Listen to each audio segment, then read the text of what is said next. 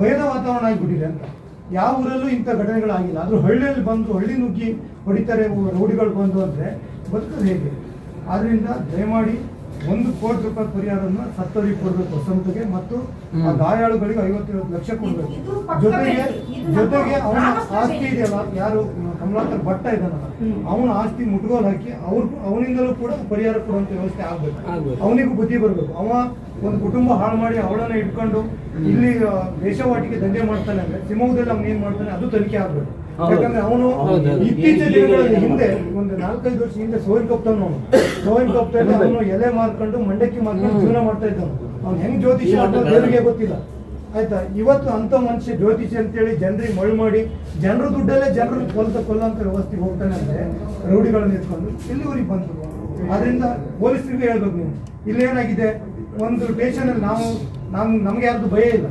ಈಗ ನಮ್ಮ Siddapura police station ಅಲ್ಲ, ಸ್ಟೇಷನ್ ಅಂತ ಭಯನೇ ಇಲ್ಲ. ಆ ರೀತಿಯಾಗಿದೆ. ಯಾವುದೇ ಕ್ರೈಮ್ ಮಾಡ್ಕೊಂಡು ಸೀದಾ ಬರ್ತಾರೆ. ಇಲ್ಲಿ ಹಿರಿಯ ಅಧಿಕಾರಿಗಳು ಗಮನಕ್ಕೆ ತರಲ್ಲ. ಪೊಲೀಸರು ಒಂದಿಷ್ಟು ಜನ ಮ್ಯಾನೇಜ್ ಮಾಡ್ತಾರೆ, ಅವರನ್ನು ಇಲ್ಲಿಂದ ಫಸ್ಟ್ ದಾಡಿಸಿ. ಅದು ಬಹಳ ವರ್ಷದಿಂದ ವ್ಯವಸ್ಥೆ ಹಾಳಾಗ್ತಾ ಇದೆ. ಏನೇ ಕ್ರೈಮ್ ಮಾಡ್ಕೊ ಬಂದ್ರೆ ಹೆದರಿಕೆ ಇಲ್ಲ, ಇವರೇ ಅವ್ರಿಗೆ ಸಪೋರ್ಟ್ ಮಾಡ್ತಾರೆ. ಈಗ ಅವಳಿದಾಳಲ್ಲ ಸುಚಿತ್ರ ಅನ್ನೋಳು, ಅವ್ರ ಸ್ಟೇಷನ್ ನಾಗ ಎಲ್ಲ ಪೊಲೀಸರ ಕಡೆ ಲಿಂಕ್ ಇದೆ, ಮುಗಿದ್ ಬೀಳ್ತೀವಿ. ಯಾಕಂದ್ರೆ ಅವ ತುಂಬಾ ಇನ್ನೋಸೆಂಟ್. ಈಗ ಸತ್ತಿದನಲ್ಲ ವಸಂತ ತುಂಬಾ ಇನ್ನೋಸೆಂಟ್. ಅಂದ್ರೆ ಈ ತಾಲೂಕಿನಲ್ಲಿ ಪ್ರೀತಿ ಮಾಡ್ತಾರೆ. ಯಾರು ಕೂಡ ಒಂದು ಅವಾಚ್ಯ ಶಬ್ದ ಬೈದಂತ ಮನುಷ್ಯ ಅಲ್ಲ. ಅವನು ಇವತ್ತು ಕೊಂದಿದ್ದಾರೆ. ಆ ಮಕ್ಕಳನ್ನೆಲ್ಲ ನೋಡ್ಲಿಕ್ಕಾಗಲ್ಲ, ನಮಗ್ ಸಮೇತ ದುಃಖ ಬರ್ತದೆ. ಅದರಿಂದ ದಯವಿಟ್ಟು ನೀವು ನ್ಯಾಯ ಒದಗಿಸ್ಕೊಡ್ಬೇಕು. ಅವ್ರಿಗೆ ಮರಣದಂಡನೆ ಆಗಬೇಕು, ಗಲ್ಲಿಗೆ ಏರ್ಸಂತ ಕೆಲಸವನ್ನು ನೀವು ಡಿಪಾರ್ಟ್ಮೆಂಟ್ ಇಂದ